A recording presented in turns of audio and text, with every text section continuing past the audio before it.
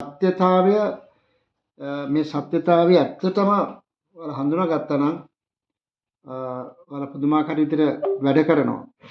බහැලා උන්වහන්සේට සේවය කරනවා. හිතලා බලන්නකෝ අපිට අපි දැන් වැඩ කරන තැනින් කියමුකෝ. අපිට වැඩ කරන තැනින් ලොකු බලයක් දෙනවා. මේ දේ කරන්න මේ දේ කරන්න මේ දේ කරන්න කියලා. ඒක කරනකොට ඒ කියන්නේ බලයක් ඇතුව දෙනකොට අපිට ලොකු ආසාවක් තියෙනවා. ලොකු පිපාසයක් තියෙනවා.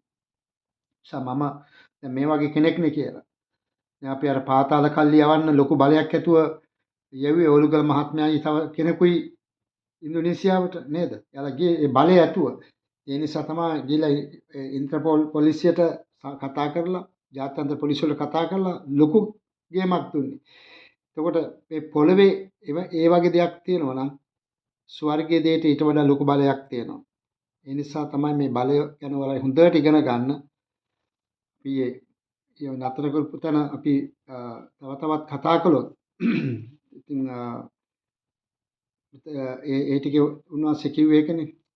කවුරු හරි අපිව පිළිගන්නේ නැත්නම් ඒ 10 11 කිව්වේ ඒකයි. නිර්මල් අපි ලෝක 10 වෙනි පරිච්ඡේදය බලාගෙන යන්නේ. 12 ඉඳන් 20 වෙනකම් බැලුවා. 11 කියන්නේ ඒකයි. අපිව කවුරු හරි පිළිගන්නේ නැත්නම් අපි ඔය අපේ කකුල් වල තියෙන දූවිලි පවා ගසා දාලා යන්න කියලා කියනවා. ඉතින් මං කියර පෞගේ දවස්වල නාපොලි නගරේ හිටියා දූවිලි පවා ගසා දාලා ආවා. ආයේ මේ නගරේ මම සමුගනේ යන්න යනවායි කියලා. ඉතින් මොකද දෙවියන් වහන්සේ තමයි ඊටු හරිය බලාගන්නේ. අපිට තියෙන සුභාරංචිය කියන්න මම හිතනවා කොහෙවත් නැති විදියට මම නාපොලි නගරේ තමයි සුභාරංචිය ගොඩාක් කතා කරේ. මගේ Facebook වලට ගිහලා බැලුවොත් තියෙනවා ගැරිබාල්දි කියන ස්ටේෂන් එකේ ඉස්සරහා හට් එක යට එවිලා කතා කරා සමහර එක යට පොළොව යට තැනක් තියෙනවා. එතන අපි කට්ටිය වටේලා කතා කරලා තියෙනවා. පාරවල් ස්වාමීන් වහන්සේ වචනේ කතා කරලා තියෙනවා. වැඩිපුරම සුභාරංචිය මම කතා කරලා තියෙන්නේ නාපොලි නගරේ මිනිස්සුන්ගේ අත් අල්ලගෙන මිනිස්සුන්ට ස්වාමීන් වහන්සේගේ වචනය කතා කළේ ඒ නගරේ තමයි වැඩිපුරම. ඉතින් හැබැයි හැරිච්ච අය අතේ ඇඟිලි 10ටවත් 10 දෙනෙක් නැහැ බැලුවොත්. විශ්වාස කරන සහෝදර සහෝදර කොටසක් ඉන්නවා. නමුත් එයාට එන්න වෙලාව නැහැ. එක ප්‍රශ්න තියෙනවා. රයිට් අපි 21 සහ 22 බලමු මේ නිර්මල් වගේ බයිබලයේ සූදානම් කරගෙන සිස්ටර් කියාට කතා කරන්න 21යි 22යි මොකක්ද කියන්නේ කියලා.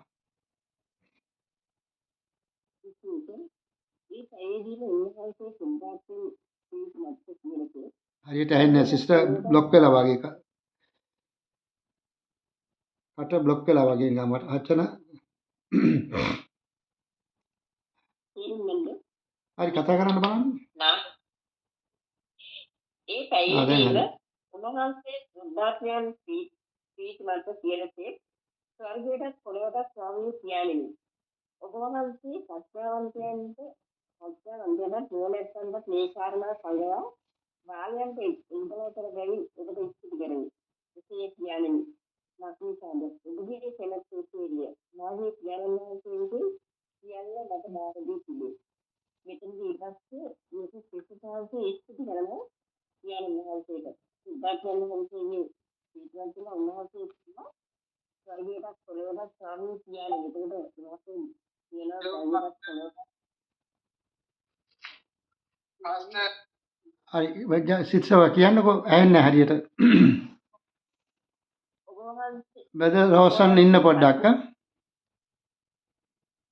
ඔබ වහන්සේ ප්‍රඥාවන්තයන්ට නුවණැත්තන්ට මේ කාරණා සංග්‍රහ. එතකොට මේක විශේෂාන්තයේ කියන ස්වාමීන් පියාණන් වහන්සේට මේ ප්‍රඥාවන්තයන්ට නුවණැත්තන්ට මේ කාරණා සංග්‍රහ බාලයන්ට ඉඳලා කරපු නිසා ඔබ වහන්සේ දෙස්තුදී කියන්නේ කියලා පියාණන් වහන්සේ දෙස්තුදී කරනවා. මොකද මේ සත්‍යදිනා පුලි නැත්නම් නේරි උන්වහන්සේ තෝරන ඉතින් ඒ අයතුලේ උන්වහන්සේගේ බලය දුන්නා. උන්වහන්සේ ආදිපත්‍ය බලය අරගෙන ඒගොල්ලෝ සෑම්දෝන කරලා ආවෙන්න ඊට පස්සේ මෙයා විශේෂයෙන්ම පියාණන් වහන්සේ දෙස්තුදී කරනවා. ඒක උන්වහන්සේ අද දැන් මේ පාස්තර වැඩි දැන් අපි ඉතින් දැන් මොනවද අපි මේ බාලයෝ ඉතින් අපිට උගන්වනවා. එතකොට එයාට තමයි මේ ප්‍රඥාව දීලා තියෙන්නේ කියන එතන තමයි ස්තුති කරන්නේ. පියාණන් වහන්සේට. මේක තමයි ඔයාලා alright. කියන්න කිතුව එක 22ක් දෙකේ උන්වහන්සේ මාගේ පියාණන් වහන්සේ විසින් සියල්ල මට බාර දීපු මේ. එතකොට පියාණන් වහන්සේ යේසුස් වහන්සේට සියල්ල බාර දීලා තියෙනවා. ඒකට පියාණන් වහන්සේ මිස අන් කිසිවෙක් පුත්‍රයා කවුද කියා නොදනී. පුත්‍රයා විසින් යමෙකුට පියාණන් වහන්සේ එළිදරව් කරන්නට කැමතිද? ඔහු හැර අන් කිසිවෙක් පියාණන් වහන්සේ කවුද කියා දන්නේ නැතයි කීසේක. එතකොට පියාණන් වහන්සේ විසක් පියාණන් වහන්සේ කවුද කියලා පුත්‍රයා කියන්නේ යේසුස් ක්‍රිස්තුස් වහන්සේ. එතකොට යේසුස් ක්‍රිස්තුස් වහන්සේ තමයි. එතකොට පුත්‍රයා විසින් යමෙකුට පියාණන් වහන්සේ එළිදරව් කරන්න. එතකොට පුත්‍රයා කියන්නේ යේසුස් ක්‍රිස්තුස් වහන්සේ ඔව් නේ. යේසුස් වහන්සේ. ඔව්. එතකොට පියාණන් වහන්සේ එළිදරව් කරන්නේ ඔව් හැර අන් කිසිවෙක් පියාණන් වහන්සේට කවුද කියලා දන්නේ නැහැ. එතකොට කවුරුවත් දන්නේ නැහැ. යේසුස් වහන්සේ තමයි හැමදේම එළිදරව් කරන්නේ පියාණන් වහන්සේට. අපිට ඒ කියන්නේ අපි ආඥා ගොන්නත් යේසුස් වහන්සේගේ නාමයෙන් කියනකොට ඒක පියාණන් වහන්සේට තමයි යන්නේ නේ. අනිවාර්යෙන්. ඒක නිසා තමයි අපි නාසරෙත් යේසුස් වහන්සේ කියලා කියන්නේ. ජේසුලත් ගොඩක් ඉන්නවනේ. අපි දැන් බාර යේසුස් කියලා කෙනෙක් ඇහුවේ. ඒ වගේ ජේසුලත් තව ලෝකෙ ගොඩක් ඉන්නවා. අපි නාසරෙත් ජේසුස් කියන නාමය නිතර භාවිතා කරන්නේ. මොකද නාසරෙත් කියන නම බයිබලේ නවගිවිසුමේ අවස්ථා කීපයකදී කියවෙනවා. සොල්දාදුත් ඇවිල්ලා ඉන්නේ අපි හොයන්නේ නාසරෙත් ජේසුස් කියලානේ.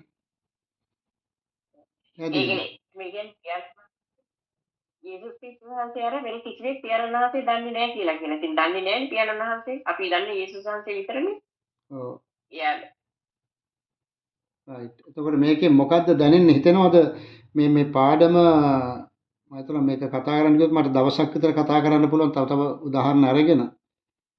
හරිද? මෙතන බලන්න 21 උන්වහන්සේම කියන සුද්ධාත්ම ප්‍රීතිමත්ව කියනසේ. ඒ පැයදී උන්වහන්සේ සුද්ධාත්මෙන් ප්‍රීතිමත්ව කියන. ඒ කියන්නේ සුද්ධාත්ම බලයෙන් දැන් එතකොට සුද්ධාත්ම සුඟක් අය පිළිගන්නවා උන්වහන්සේගෙන් උත්ථානයෙන් පස්සේ තමයි සුද්ධාත්ම ශාවය කියලා. සුද්ධාත්මංශ ලෝකයේ ඉහළ මුල ඉඳන්ම හිටියා. එතකොට දැන් උන්වහන්සේ මෙතන සුද්ධාත්මෙන් පූර්ණව ප්‍රීතිමත් නැත්තම් සතුටින් කියනවා ස්වර්ගයටත් පොළොවටත් ස්වාමී පියාණනි. එතකොට උන්වහන්සේ මෙතනින් දෙවියන් වහන්සේට ගෞරව කරලා මෙතනින් කතා කරන ඔබ වහන්සේගේ ප්‍රඥාවන්තයටත් නුවණ ඇත්තන්ටත් මේ කාරණා සංගවා. එතකොට ප්‍රඥාවන්ත කම නම් හැබැයි ලැබෙන්නේ දෙවියන් වහන්සේගෙන්. හැබැයි හුඟක් ප්‍රඥාවන්තයි කියන උගත් බුද්ධිමත් අය ඉන්නෝනේ.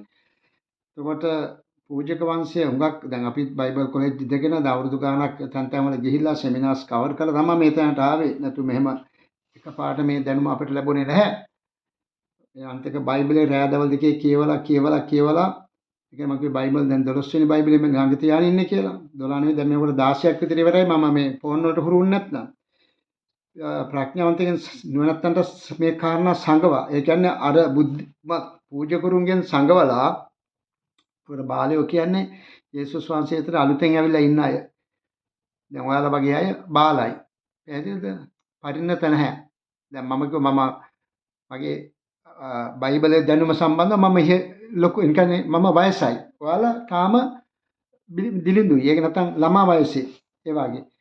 ඒත් මෙතන කියන්නේ ඒ අයගෙන් සංගවලා එල්දරව් කළ නිසා දෙවියන් වහන්සේ ස්තුති කරනවා. මේ යේසුස් වහන්සේ ස්තුති කරනවා. එහෙනම් අපි කොහොම ස්තුති කරන්න ඕනද? එකක්. ඉතින් ඔයාලා එක ගැන තවත් යාඥා කරන්න. සම්දිනේ ඇත්තටම අපිට මේක හෙලිදරව් වෙලා තියෙන නිසා ස්තුතියි. දැන් අපි මේ පෑ ගානක් මේක ඉගෙනුවත් මේක තාමත් සමහර අයට තේරුම් ගන්න බැරි කොටසක් ඉන්නවා. හරි තාමත් කට අරින්න බැරි කොටසක් ඉන්නවා. අපි එක කිව්ව චතුරංග සහෝදර දැන් සෑහෙන කාලයක්නේ. තාම කට අරින්නේ නැහැ. හරිද? එතකොට කට අරින්න ඕනේ. යාඥා කරන්න පුරුදු වෙන්න ඕනේ. දැන් ඔයාලා ගැන දෙවනසේ එහෙම වෙන එකක් නෑ. නමුත් අවුරුදු 30 40 සභාවල ඉන්න අය ඉන්නවා. යාඥා කරන්න දන්නේ නැහැ. සමහර මට අවුරුදු 15 20 සභාවල පරණ අය හම්බෙලා තියෙනවා. යාඥා කරගන්න බයිබලේ හරියට තෝරලා පහදලා දෙන්න දන්නේ නැහැ. හැබැයි ඒකට කිව්වොත් කියනවා අපි බයිබලේ හොඳට දන්නවා. අපි බයිබලේ දවසට මෙච්චර කියවන පරිච්ඡේද ගානක්. හැබැයි අභිරහස් ගැන ඇහුවොත් මෙලෝදියක් තේරෙන්නේ නැහැ. ඒකට හොඳ භක්තිවන්ත අය. හැබැයි සත්‍ය තේරෙන්න නම් සත්‍ය එකක් තමන් අධ්‍යයනය කළා ගන්න ඕනේ. දැන් මම ගත්තේ ඒ විදිහට. මම දෙවනස් දෙක කාලය ගත කරලා රෑදවල් දෙකේ ඉඳලා නොකා නොබී සමහරට නිින්ද ගිහලා පැයයි නැගිටලා ආපහු වෙන බයිබලයේ කියවනවා. ඒක දන්නේ දෙවනාසේ මායි විතරයි. මේ කැපීම කොච්චර කළාද කියලා මේ තැනට එන්න.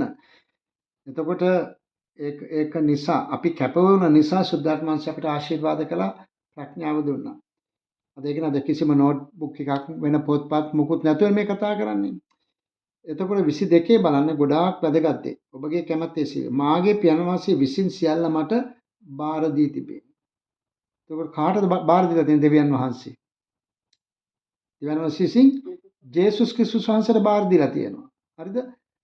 දෙවියන් වහන්සේ විසින් මේ සම්පූර්ණ ප්‍රඥාව දැනගැන්ම මේ ඔක්කොම ඒ කියන්නේ පියාණන් වහන්සේ විසින් සියල්ල මට බාර දී තිබේ. ඒතර පියාණන් වහන්සේ මිස අන් කිසිවෙක් පුත්‍රයා කවුද කියා නොදනි. හොඳට කියවලා බලන්න බයිබලේ නැවත මම කියන්නම්. පියාණන් වහන්සේ මිස ඒ කියන්නේ දෙවියන් වහන්සේ මිස වෙන කිසිම කෙනෙක් ජේසුස් ක්‍රිස්තුස් වහන්සේව හඳුනන්නේ නැහැ. හරිද? පුත්‍රයා මිස පියාණන් වහන්සේ මිස අන් කිසිවෙක් පුත්‍රයා කවුද කියලා නොදන්නේ. එතකොට දෙවියන් වහන්සේ විතරයි ජේසුස් වහන්සේව හඳුනන්නේ. ඒකයි සමෝට අර ජේසුගා කියනවා. කොයි ජේසුට කියනවද කියලා කියන්න දන්නේ නැහැ. එතකොට දෙවියන් වහන්සේ හැම කෙනෙක්ම මැව්වට දෙවියන් වහන්සේ අනිත් අය හඳුනන්නේ නැහැ. ඇයි? දෙවියන් වහන්සේගේ රාජ්‍ය දිසා පූජාව වෙන්න යන්නේ නැත්නම් මේනකොට පූජා වෙලා තියෙන්නේ ජේසුස් වහන්සේ. හරිද? එතකොට නෝදේ පුත්‍රයා විසින් යමකට පියාණන් වහන්සේ එළිදරව් කරන්න කැමතිද? එතකොට පුත්‍රයායි එතකොට යේසුස් වහන්සේ විසින් යම් කෙනෙකුට පියාණන් වහන්සේ එළිදරව් කරන්න කැමතිද? බලන්න මම ඔයාලට තේරෙනවද කියලා බලන්න. මේක නිකන් කියන වචනේ. ඒ කියන්නේ යේසුස් වහන්සේ විසින් කාට හරි පියාණන් වහන්සේව එළිදරව් කරන්න හඳුන්ලා දෙන්න කැමතිද? ඔව්ත් හැර අන් කිසිවෙක් පියාණන් වහන්සේ කවුද කියලා දන්නේ නැත. දැන් මේක කියනකොට ඔයාලට හොඳ ප්‍රඥාවක් එන්න ඕනේ. දැන් තව ලෝකේ පූජකවංශය ගොඩක් ඉන්නවනේ. මේ විවිධ සංවිධානක් තියෙනවනේ, සභාවල් තියෙනවා. හැබැයි මොකද්ද මෙතනදී කියන්නේ? එතකොට පියාණන් වහන්සේ තමයි විතරයි යේසුස් වහන්සේ විතරයි අඳුරන්නේ. ඒ කියන්නේ පියාණන් වහන්සේ දන්නේ යේසුස් වහන්සේ විතරයි. එතකොට යේසුස් වහන්සේ යම් කෙනෙකුට හෙළිදරව් වෙනවද? එයයි යේසුස් වහන්සේ විතරයි පියාණන් වහන්සේ අඳුරන්නේ. දැන් හිතලා බලන්න ඔයාලා අපිට යාළුවෙක් හඳුන්ලා දෙනවා. හඳුන්ලා දුන්නාට පස්සේ දැන් ඔයාලා අපිව හඳුන්ලා දෙනවා තව කෙනෙකුට.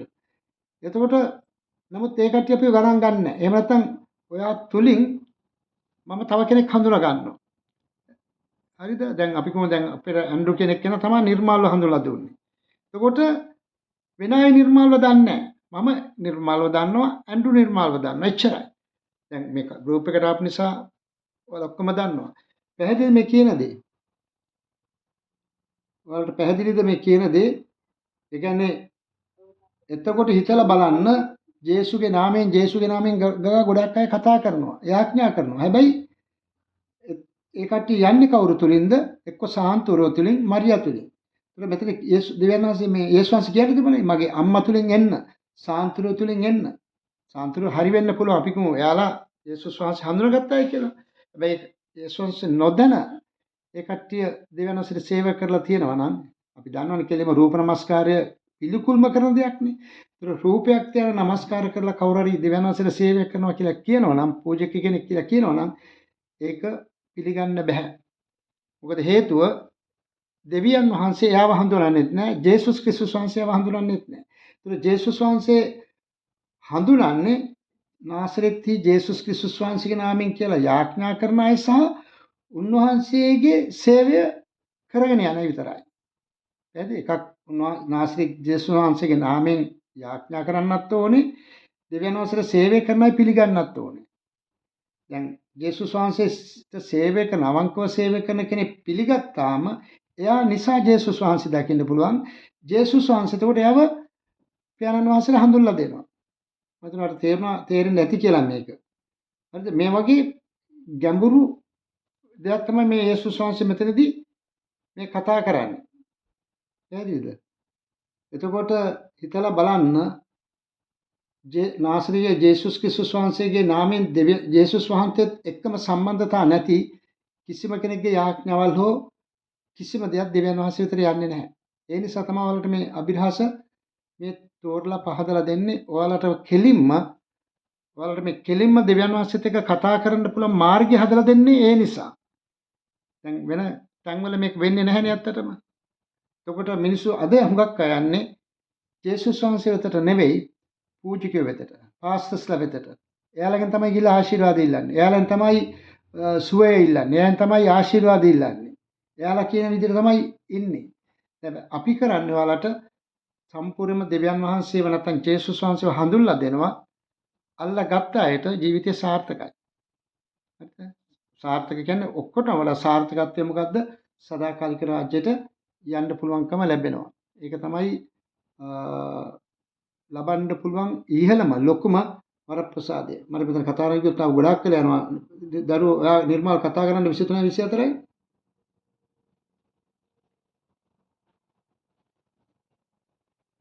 නිර්මාල් ඔය මයික් එක ඔෆ් වෙලා. එවිට උන්වහන්සේ ශ්‍රාවකයන් සමග තනියම සිටියේදී ඔවුන්ට කතා කොට ඔබ නරඹන දේ දකින ඇස් භාග්‍යවන්තය. මෙතනදී ජේසුස් වහන්සේ ශ්‍රාවකයන්ට සමග තනියම සිටියේදී කියන්නේ ශ්‍රාවකයොත් සමග තනියම සිටියේදී උන්ට කතා කරලා කියනවා ඔබ නරඹන දේ දකින ඇස් භාග්‍යවන්තය කියලා. ඉතින් මෙතනදී මට දැනෙන විදිහට ඒ කියන්නේ මේ ජේසුස් වහන්සේගේ ශ්‍රාවකයන්ට කියනවා ඒ කියන්නේ ජේසුස් වහන්සේගේ ආදරය මේ සත්‍ය ඒ සෑම දෙයක් උන් ශ්‍රාවකයන්ට දකින්න හම්බුණා. ඒ දේ තමයි මෙතනදී කියන්නේ ඒ දකින්න හම්බ වෙච්ච එක කියන්නේ ජේසුස් වහන්සේගේ ආදරය ඒ සත්‍ය දකින්න හම්බුනේ ඊට කලින් හිටිය ජනතාවට. නමුත් මේ ශ්‍රාවකයන්ට ඒක දකින්න පණ ඉදිරි පිටම හම්බුණා. ඒක තමයි මෙතනදී කියන්නේ ඔබ නරඹන දේ දකින්න ඇස් භාග්‍යවන්තය කියලා. මට දැනෙන විදිහට. මෙය 24 මෙය මම ඔබට කියමි. ඔබ දකින දේ දකින්නට ඔබ අසන දේ අසන්නට බොහෝ දිවසිවරුද රජවරුන්ද අපේක්ෂාවෙන් සිටිය. එහෙත් ඔවුන්ට ඒ දුටුවේවත් නැත. ඇසුවේවත් නැතැයි වදාළසේක. ඒ කියන මෙතනදී මේ වාසනාවන්තකම ගැන කියලා භාග්‍යවන්තකම ගැන කියලා මේක දකින්න තියෙන මේක අසන්ත තියෙන මෙතනදී කියනවා නැවතත් යේසුස් වහන්සේ ඔබ දකින දේ දකින්නට ඔබ අසන දේ අසන්නට. ඒ කියන්නේ ඔබලා දකින දේ ඒ කැස් දෙකෙන් දකින්නටත් මේ කියන දේ සම්බෙකට ඇහෙන්නට බොහෝ දිවසිවරු රජවරු අපේක්ෂාවෙන් සිටියේ කියලා. ඒ කියන්නේ යේසුස් වහන්සේගේ ආදරය සහ සත්‍ය දකින්නට ඊට කලිනුත් රජවරු සහ කියන්නේ මේ දිවසිවරු එයාලා අපේක්ෂාවෙන් ඉඳලා තියෙනවා. නමුත් කිසිම කෙනෙක්ට ඒක හම්බ වෙලා නැහැ. එහෙත් ඔවුන් එය දුටුවේවත් නැත. ඇසුවේවත් නැතයි වදාළසේ කියලා. ඉතින් මෙතන නැවතත් කියන්නේ ශ්‍රාවකයන්ට ලැබුණු වාසනාවන්ත භාග්‍යවන්තකම කියන ජේසුස් වහන්සේගේ සත්‍ය සහ ආදරය මේ දකින්නට අසන්න. රයිට්. ඔය එක තමයි ඒක ඉතින් අපි ඔයාලා අපි කොච්චර වාසනාවන්තද බලන්නකෝ. නේද? හැබැයි මෙතන අපේ බයිබලේ කියන්නේ උන්වහන්සේ ගෝලයන්ට මේක මෙතන එකක් කියන අපේ කෙනෙක් අප්‍රසිද්ධයෙන්. ඔව් ඒක තමයි මේ අර බයිබලේ නව අනුවාදයෙන් මේ කතා කරන්නේ. ඒකයි මම කියන්නේ කියේ. අප්‍රසිද්ධිය කියන්නේ ප්‍රසිද්ධිය නැතුව ගෝලයන්ට විතරක් කියනවා. දැන් ගොඩාක් ක්ෂණක අපේ ඉන්නවා. මෙතනදී ඒක තමයි පාස්ටර් මම හිතන්නේ කියන්නේ එවිට උන්වහන්සේ ශ්‍රාවකයන් තමයි තනියම සිටියේදී ඔව් තනියම. ඒක තනියම කියලා ඒක දැන් මේක අප්‍රසිද්ධ දෙකම එක හා සමානයි. එතකොට දැන් අද බැලුවොත් අපි කණ්ඩායමේ ඔයාලා ටික දෙනෙකුට කතා කරනවා. හැබැයි කණ්ඩායමේ ගොඩාක් අය ඉන්නවා තවනේ.